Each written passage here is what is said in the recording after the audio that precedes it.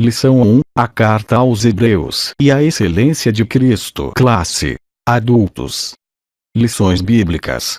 PAD. Trimestre: 1º de 2018, 7 de janeiro de 2018. Texto áureo. Há muito tempo Deus falou de muitas maneiras diferentes aos nossos pais por intermédio dos profetas, em visões, em sonhos e até face a face, contando-lhes pouco a pouco seus planos. Hebreus 1:1. Verdade prática. Por meio de Cristo, Deus revelou-se de uma forma especial e definitiva ao seu povo. Leitura diária. 2 Timóteo 13:16. Hebreus, uma carta inspirada como as demais do Novo Testamento. 1 Timóteo 13:16. Cristo, manifestado em carne. 4 Hebreus 1:1. A revelação profética na Antiga Aliança. 5 Hebreus 1:2, 3. Cristo, a revelação final de Deus. 6 Hebreus 1:4, 5. Cristo, superior aos anjos em natureza e essência.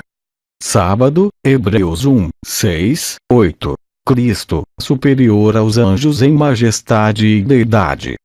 Leitura bíblica em classe. Hebreus 1:14. Tradução viva. 1. Há muito tempo Deus falou de muitas maneiras diferentes aos nossos pais por intermédio dos profetas, em visões, em sonhos e até face a face, contando-lhes pouco a pouco seus planos. 2. Mas agora, nos dias atuais, Ele nos falou por intermédio do seu Filho a quem Ele deu todas as coisas e por meio de quem Ele fez o mundo e tudo quanto existe. 3. O Filho de Deus resplandece com a glória de Deus e tudo quanto o Filho de Deus é e faz revela que Ele é Deus.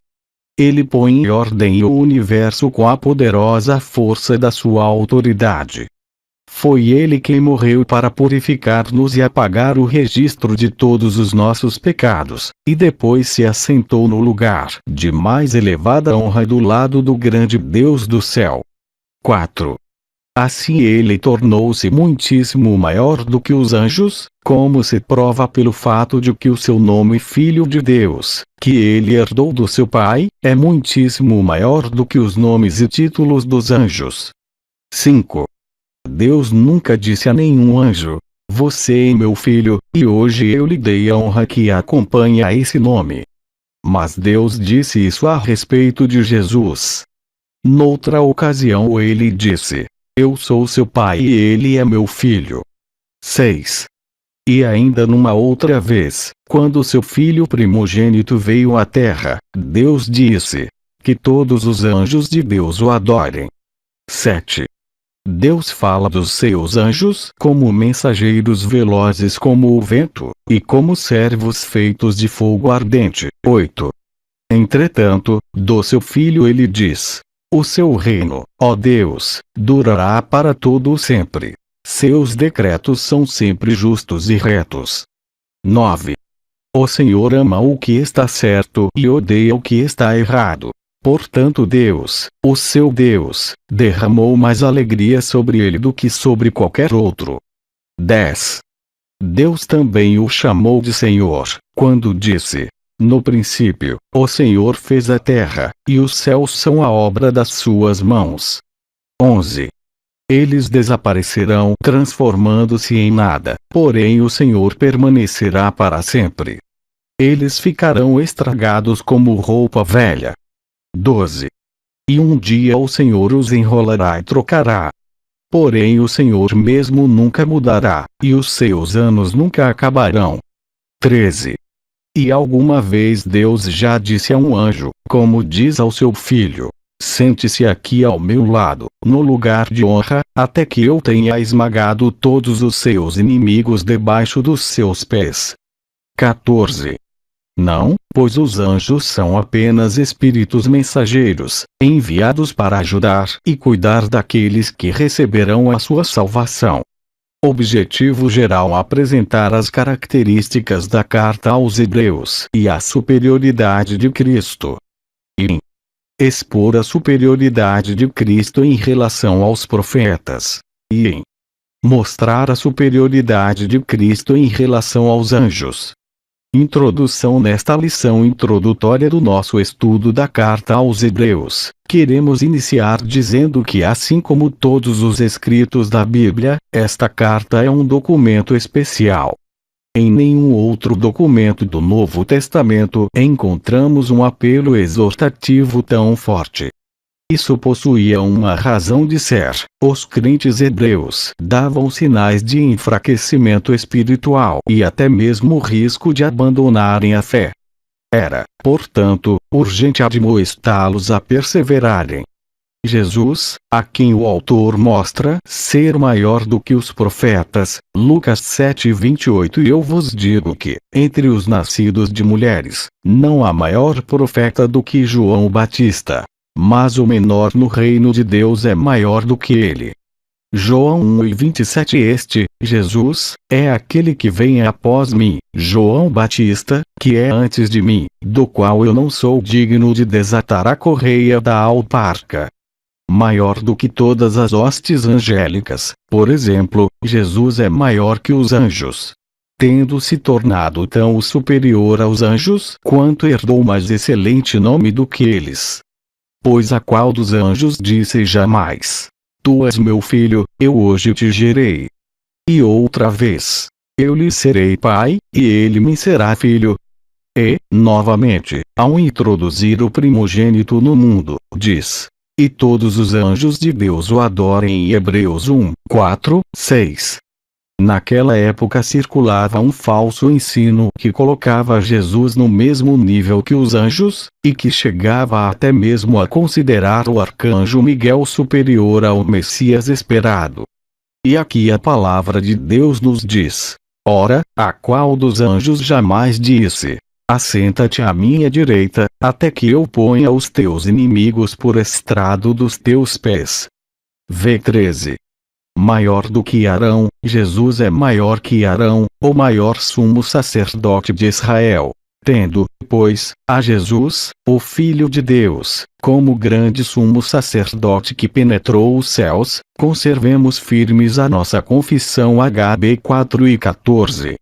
Arão não era um qualquer, mas o sumo sacerdote por excelência, instituído no cargo pelo próprio Deus.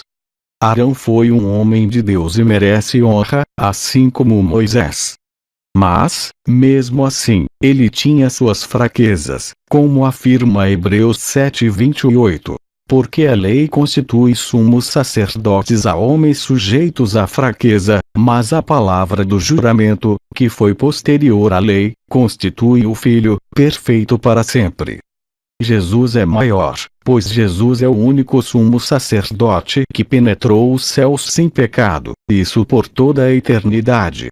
Moisés, Jesus também foi maior que Moisés. Por isso, santos irmãos, que participais da vocação celestial, considerai atentamente o apóstolo e sumo sacerdote da nossa confissão, Jesus, o qual é fiel àquele que o constituiu, como também o era Moisés em toda a casa de Deus. Jesus, todavia, tem sido considerado digno de tanto maior glória do que Moisés, quanto maior honra do que a casa tem aquele que a estabeleceu. HB 3:3. Para os judeus não havia ninguém maior e mais sublime que Moisés. Então foi dito a eles: Jesus é maior que Moisés. Em outras palavras, ninguém é maior que Jesus. Essa afirmação beira a provocação. Se hoje você disser a um judeu ortodoxo que Jesus é maior que Moisés, trate de ter certeza de que está usando bons calçados para a corrida. Josué, e até mesmo os céus, é nosso grande ajudador nessa jornada. Ponto central. A carta de Hebreus é uma mensagem de instrução e exortação que serve à Igreja de Cristo ao longo dos séculos. L. Autoria, destinatário e propósito. E pontuar a autoria, o destinatário e o propósito da carta de Hebreus. 1. Autoria. A carta aos Hebreus não revela o nome do seu autor. Esse fato fez com que surgissem inúmeras controvérsias em torno de sua autoria. É certo que os cristãos primitivos sabiam quem realmente a escreveu. Todavia, já por volta do segundo século da nossa era, não havia mais consenso quanto a isso.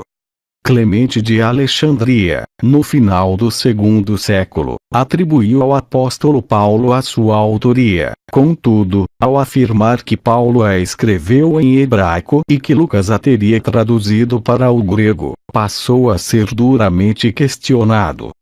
As razões são basicamente duas. O texto de Hebreus, um dos mais rebuscados do Novo Testamento grego, não parece ser uma tradução.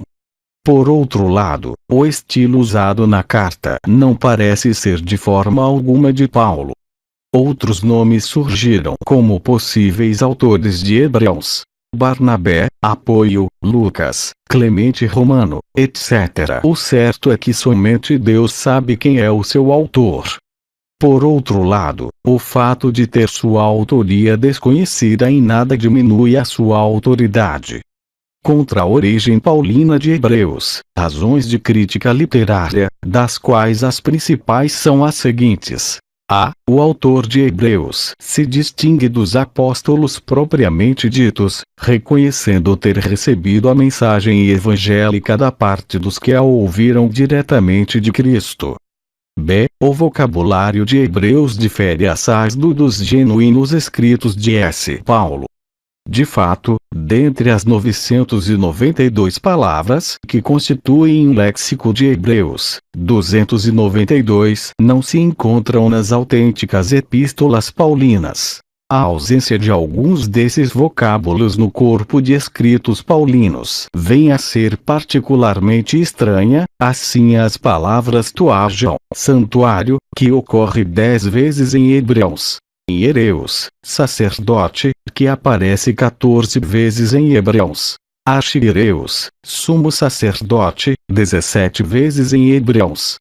Do outro lado, pergunta-se: por que faltam em Hebreus certos termos tão característicos de S. Paulo? Tais seriam Apocalipsis, revelação, e Apocalipto, revelar, 27 vezes ocorrentes em S. Paulo.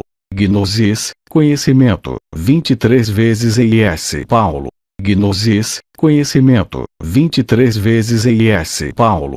Dikaio, justificar, 26 vezes em S. Paulo. Etnos, povo, 53 vezes em S. Paulo. Evangelho, 69 vezes em S. Paulo. C. O estilo de Hebreus é literário e mesmo clássico, o mais esmerado que ocorra no Novo Testamento. Caracteriza-se pela harmonia e pelo ritmo fluente, cf. 1, 1, 4, 2, 2, 4, 14, 18, 7, 20, 25, ao passo que o estilo de S. Paulo é o de uma eloquência ardente, cujas frases são não raro cortadas bruscamente, ficando incompletas. Apelos ardentes, afetividade vibrante assim se manifestam. Cf.